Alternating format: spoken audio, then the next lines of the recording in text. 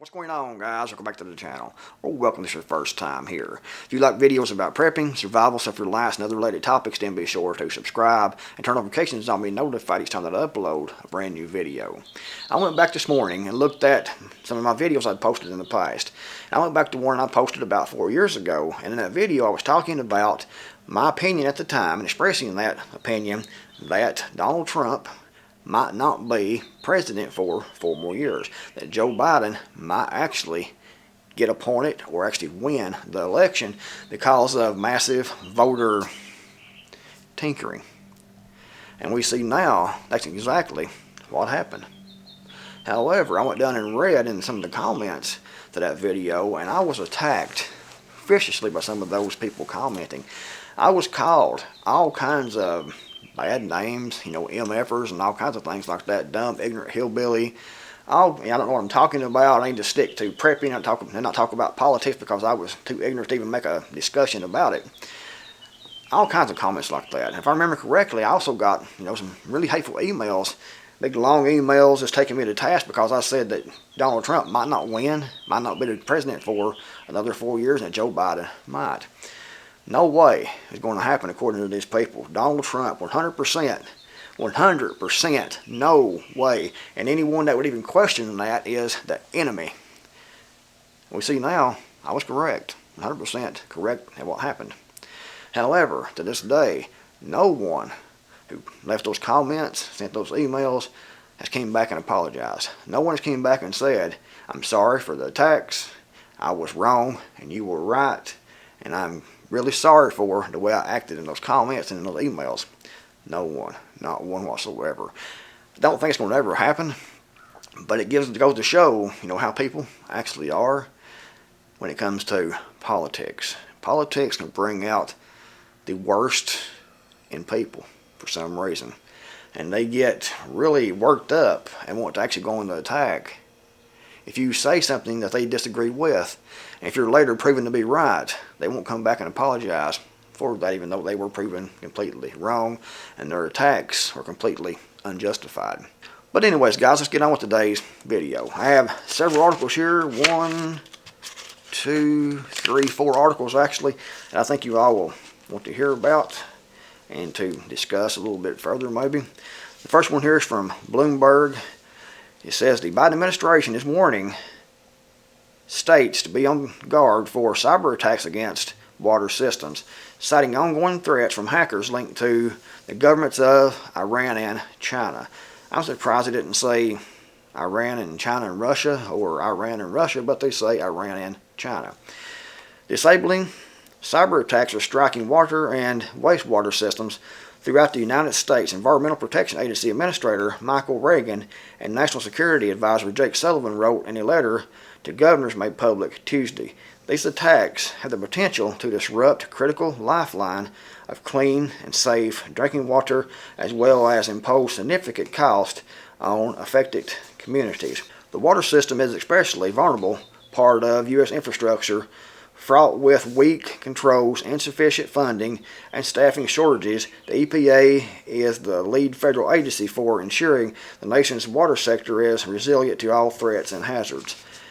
Drinking water and wastewater systems are an attractive target for cyber attacks because they are a lifeline critical infrastructure sector, but often lack the resources and technical capacity to adapt rigorous cybersecurity practices, said the letter, which invited state officials to a meeting Thursday to discuss the threat.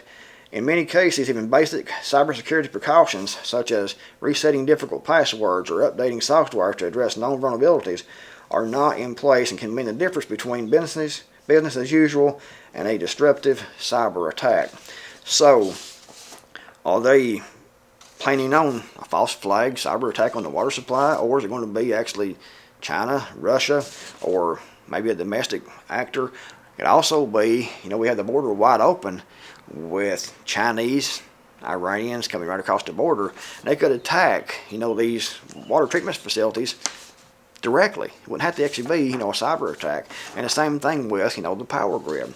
So it's definitely a vulnerability. So it's important to have, clean drinking water on hand in storage, and to have a good water filter to filter out, water with.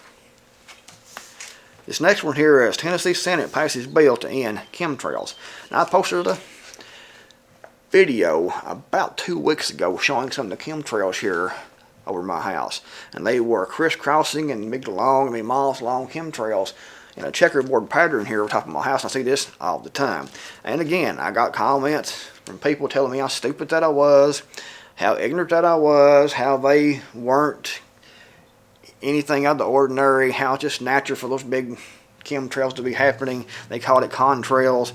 But here, this Tennessee state bill, you can see here, Tennessee state passes bill to end chemtrails.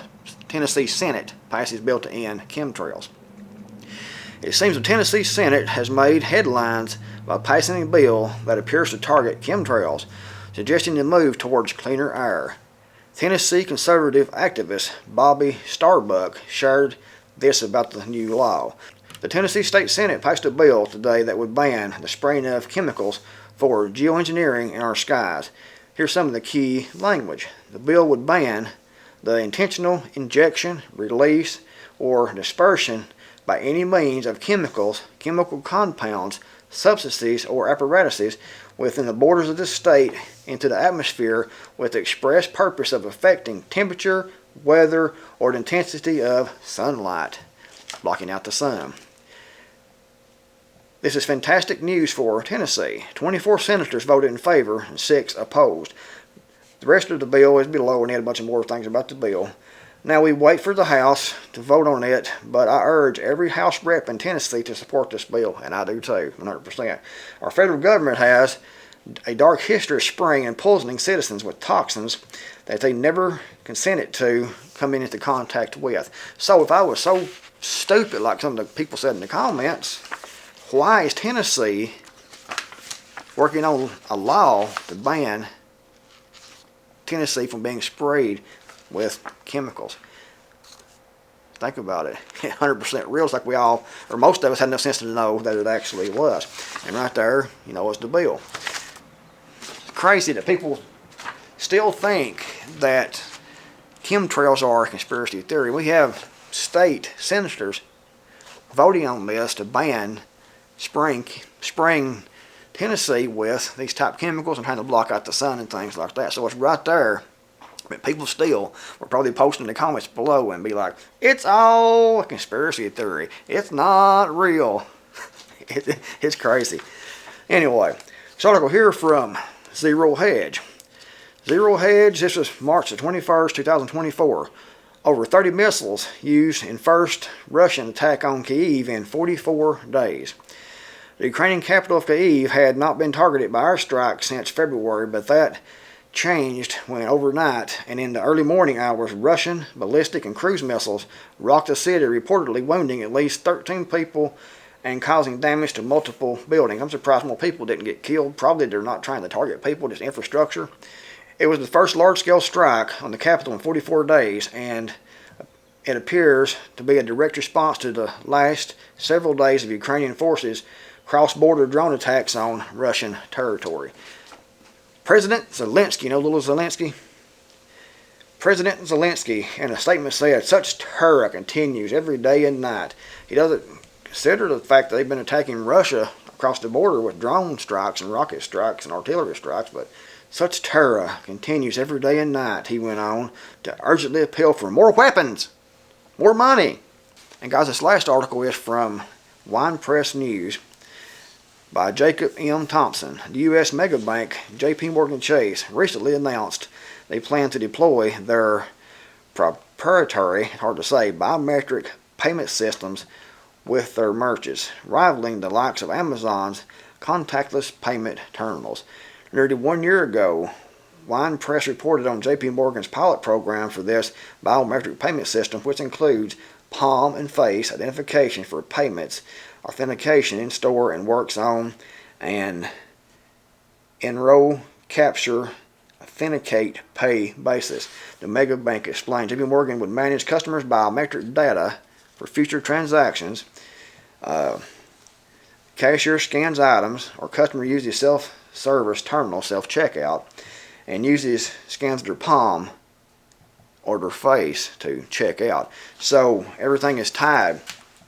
Sounds kind of like the mark of the beast. You go in, you get what you need, and you scan your hand over the scanner. You scan your face, your eye, and it automatically deducts it from your bank account. Sounds kind of like the Book of Revelation and the mark of the beast system, the 666. Sort of. It's getting very close. And when they get rid of cash and all digital currency, you'll see more of this. You may see biometric tattoos. They didn't say that in there to keep what they're talking about. You know, they got these tattoos that they put in the palm of your hands like a barcode, and you're stamped. And you can scan your hand or whatever. And they also got chips, implanted chips they can do that same thing with, probably with your fingerprints, maybe your iris or whatever it is. All kinds of ways to do this. And they'll probably work on multiple different ways. But your money will be tied into your social credit score system, or your digital currency, what it'll be. You'll never touch it. You'll never see it. It'll be in cyberspace. It'll be just numbers on a computer. And you go in and you scan your hand, your face, or your eye, whatever, and it knows you were there at that time, you bought this, you paid this much for that. Everything about you, a complete record, will be kept for the rest of your life. And I'll be part of your social credit score system. That's what they're working on. They're working on different ways to, you know, like I said, chips, biometric tattoos, probably your fingerprints, probably your eyes, all unique identifiers of each human being that they can use in this system will be on file. And it will all be the beast system, in my opinion. Well, it's not my opinion, it's the facts. That's what it's going to be. That's what they're working on. And right now, like JP Morgan, Chase is working out, you know, all the kinks and trying to figure out everything, getting it all ready because they know what's coming, or what they have planned to come anyways. And that is the old way with cash, to have everything digital, to be able to scan your hand, to scan your eyes, to scan your barcode, to scan your 666 on your forehead or your hand, and make purchases. And if you don't go along with the program, you got a low social credit score system, you know, your digital currency might not be worth as much as someone with a good credit score. You might be not allowed to leave, you know, a certain mile radius because you've been a bad citizen. Just like China. That's what they're trying to put in right now, just like China. And that is the work economic forms, wet dream, and a lot of these politicians and rulers and figures and dictators and things around the world, because it gives them ultimate power, ultimate knowledge. And a lot of this will be scanned not by humans. It'll be kept up with through, you know, the AI system. And the AI, if it recognizes, you know, something, it could automatically impose restrictions on your travel, your purchases, and could actually have forces come take you to prison, for example, send you off to a work camp. That's the kind of things people like to talk about, but it's obviously that's what they're working on.